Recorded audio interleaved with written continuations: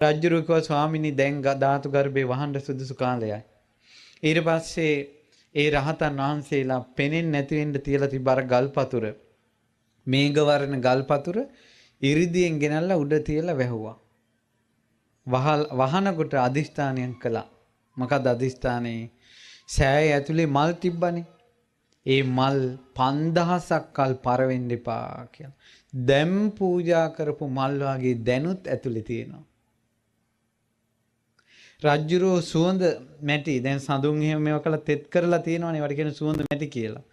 ඊළඟට සුවඳ මැටි වර්ග සුවඳ කල්ක රජ්ජුරෝ තිබ්බනේ අදිෂ්ඨාන කළා ඒව වේලෙන්න එපා කියලා.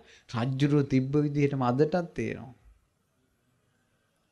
ඊට පස්සේ පහන් දැල්ලුවානේ රත්තරන් මේ කම්බියක් මේ තිරේ දාලා මේ තිරය දාලා රත්තරන් ආවරණය සහිතව තෙල් සඳුන් තෙල් වලින් පහන් දැල්ලලා තියෙනවා.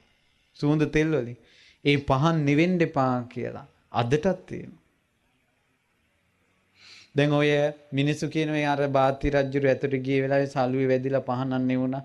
වංශ කතාවක අපිට නම් කියවන්න ලැබිලා නැහැ ඒක. එහෙම එකක් නැහැ. රහතන් වහන්සේලා අදිෂ්ඨාන කළා 5000ක් කල් බුද්ධ ශාසනයේ තියෙන තුරු පහන් නෙවෙන්න එපා කියලා. කිසි කෙනෙකුට පහනක් නෙවෙන්න බෑ.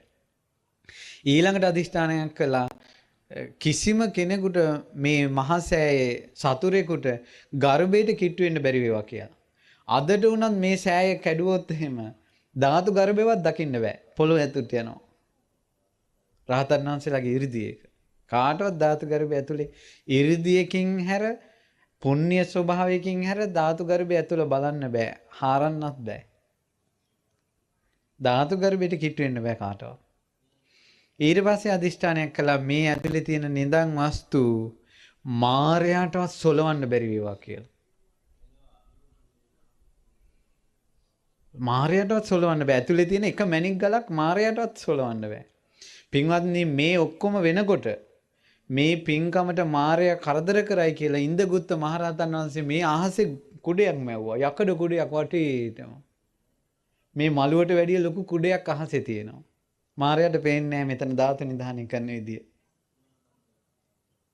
ඉන්දගුත්ත මහරහතන් වහන්සේ. හරි පුදුම දෙයක්. ඊට පස්සේ මාරයටත් මේ හොල්ලන්න බෑ. කිසි කෙනෙකුට මේ මහසෑය ඇතුලේ තියෙන බඩු හොල්ලන්න බෑ. ඊට පස්සේ අදිෂ්ඨානයක් කළා මේ ගල් පතුරු 6 එකට එකක් පැහැහෙවා.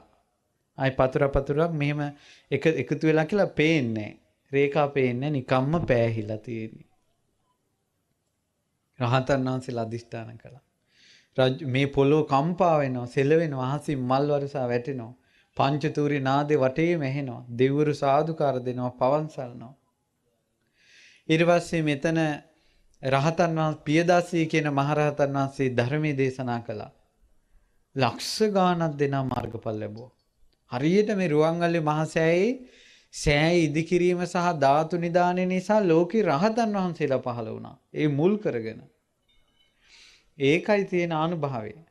ඊට පස්සේ රජුරෝ ප්‍රකාශයක් කළා දැන් තම තමන් පරම්පරාවෙන් වඳින ධාතුන් වහන්සේලා තියෙනවා නම් තැම්පත් කරන්න ඇවිල්ලා කියලා. ඔන්න අනිත් විශේෂ කාරණේ. එතන මිනිස්සු පරම්පරාවෙන් ඇවිල්ලා රන් කරඬු වල රිදී කරඬු වල ධාතුන් වහන්සේලා වන්දනා කරනවනේ ගෙවල් වල. ඒ ධාතුන් වහන්සේලා ගෙනල්ලා මහා සෑයේ අර ධාතු නිදානේ උඩින් තිබ්බා. විස්තර තියෙනවා. ඒ විදිහට කරඬු 1000ක් උඩ තියෙනවා කියනවා. සර්වඥ ධාතු කරඬු 1000ක් ධාතු ගර්භයේ උඩ ගල උඩින් තියෙනවා කියනවා. මේ උතුම් ස්වර්ණමාලී මහා සෑරජාන් වහන්සේ මේ උතුම් සෑරජාන් වහන්සේට වඳින පුදුනකට කොච්චර පිං රැස් වෙනවද? මේසා උතුම් තැනක් තුන් ලෝකෙම ආයේ කොහෙද තියෙන්නේ? මෙතරම් ධාතුන් වහන්සේලා ප්‍රමාණයක් තැම්පත් එකම එක සෑයක්වත් ලෝකේ නැහැ. මේ තමයි ඒ උතුම් සෑය. මේ තමයි ලංකාව රැකෙන තැන.